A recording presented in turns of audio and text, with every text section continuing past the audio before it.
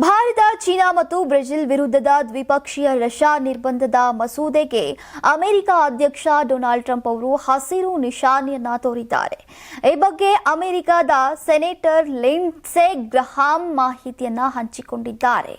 X ಖಾತೆಯಲ್ಲಿ ಈ ವಿಷಯ ತಿಳಿಸಿರುವಂತಹ ಲಿಂಡ್ಸೆ ಗ್ರಹಾಂ, ಉಕ್ರೇನ್ನಲ್ಲಿ ಯುದ್ಧ ನಿಲ್ಲಿಸಿ ಶಾಂತಿ ಸ್ಥಾಪನೆಗೆ ನಡೀತಾ ಇರುವಂತಹ ಮಾತುಕತೆಗಳ ಹಿನ್ನೆಲೆಯಲ್ಲಿ ಈ ಕ್ರಮ ಬಂದಿದೆ.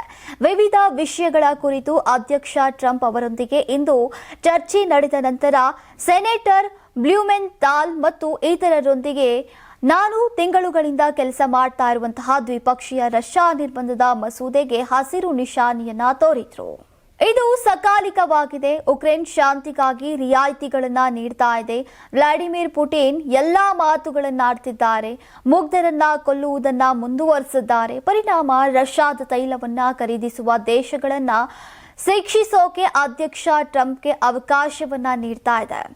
ಇನ್ನು ಈ ಮಸೂದೆಯು ಅಧ್ಯಕ್ಷ ಟ್ರಂಪ್ಗೆ ಚೀನಾ, ಭಾರತ ಮತ್ತು ಬ್ರೆಜಿಲ್ನಂತಹ ದೇಶಗಳ ವಿರುದ್ಧ ಭಾರೀ ಹಿಡಿತ ಸಾಧಿಸೋಕೆ ಸಹಾಯ ಮಾಡ್ತಾ ಇದೆ.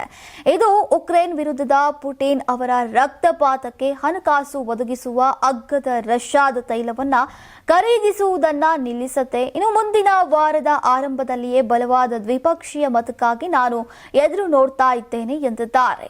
ಇನ್ನು ಯುಎಸ್ ಕಾಂಗ್ರೆಸ್ ಅಧಿಕೃತ ವೆಬ್ಸೈಟ್ನ ಪ್ರಕಾರ ಗ್ರಹಾಂ ಅವರ ರಷ್ಯಾ ಮಂಜೂರಾತಿ ಕಾಯ್ದೆ 2025 ಎಂಬ ಮಸೂದೆಯು ಹಲವಾರು ನಿಬಂಧನೆಗಳನ್ನು ವಿಧಿಸೋಕೆ ಪ್ರಯತ್ನಿಸ್ತಾ ಇದೆ. ಇದರಲ್ಲಿ ವ್ಯಕ್ತಿಗಳು ಮತ್ತು ಸಂಸ್ಥೆಗಳ ಮೇಲೆ ದಂಡಗಳು ಸೇರಿವೆ. ರಷ್ಯಾದಿಂದ ಅಮೆರಿಕಕ್ಕೆ ಆಮದು ಮಾಡಿಕೊಳ್ಳುವ ಎಲ್ಲಾ ಸರಕು ಮತ್ತು ಸೇವೆಗಳ ಮೇಲಿನ ಸುಂಕದ ದರವನ್ನ ಸರಕು ಮತ್ತು ಸೇವೆಗಳ ಮೌಲ್ಯಕ್ಕೆ ಹೋಲಿಸಿದ್ರೆ ಕನಿಷ್ಠ 500ಕ್ಕೆ ಹೆಚ್ಚಿಸುವುದು ಕೂಡ ಸೇರಿದೆ.